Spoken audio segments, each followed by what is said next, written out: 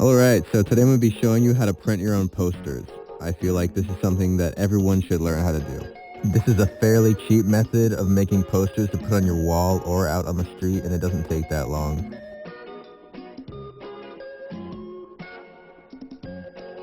I'd like to mention that there is a website that does the exact method I'm about to show you called blockposters.com.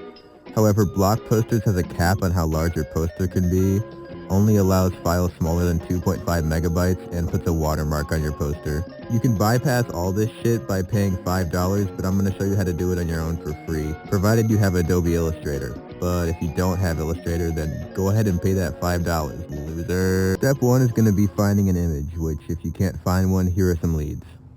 Once you have your image, which is ideally at a fairly high resolution, drop it into a new 8.5 by 11 inch 300 dpi Illustrator file.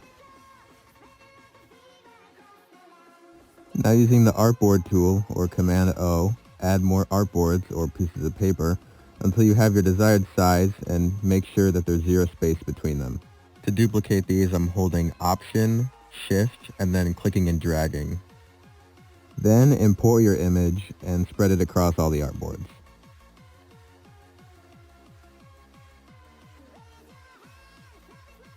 Now once you've done that, we're going to go up to File, Export, Export as JPEGs, and be sure to hit Use Artboards, and then save the JPEGs to a folder that you won't lose.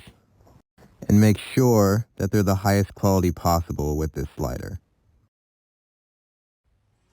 Now we're going to keep working in this document, but just know that we're kind of done with everything up here.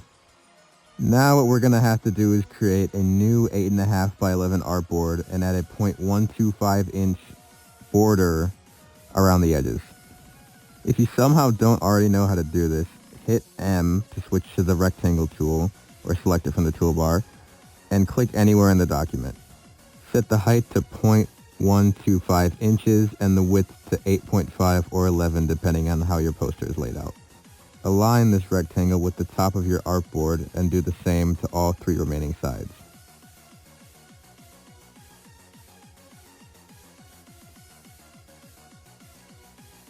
And then merge them all with the Pathfinder if you have OCD. This border that we just made will ensure that none of our design gets cut off when we print. Duplicate this artboard with the border as many times as you need to match the size of your poster that you decided on. It might duplicate the border one too many times, just delete the extras.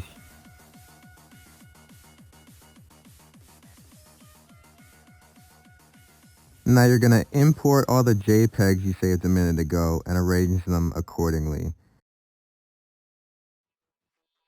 And you're going to make sure to fit them all to the inside of the border.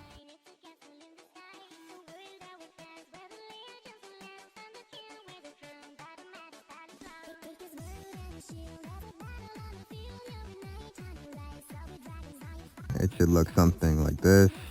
And when you're done, delete all this extra shit up here and save the document as a high print quality PDF. Now you're going to take that PDF and put it on like a flash drive or something. Now for the hard part. You're going to get off your ass and go print this at a coffee shop or your community college or something. I went to my local Office Depot. I came here because it was just convenient, but if you do have a community college or school around you where you can print stuff for free, that's definitely more ideal. But even if you have to go to a coffee shop, printing all these pages was less than $3, so it's not that bad. So once everything's printed, you're going to go home and trim all the borders off with scissors or a paper cutter. I like using scissors. And now comes the final step. You're going to assemble the poster using tape. Now this can be a bit tricky. I like to lay the tape sticky side up and then lay each piece of paper atop each strip. I like to match one side first and then pull the paper taut and then lower it over to the next side. Don't push too hard though, because as you can see, if it doesn't line up perfectly the first time, you can slowly pull it back and try again. But take your time with this because it does take precision. Cut off any excess tape and you're fucking done. If you were clean enough, it should look like one big piece of paper.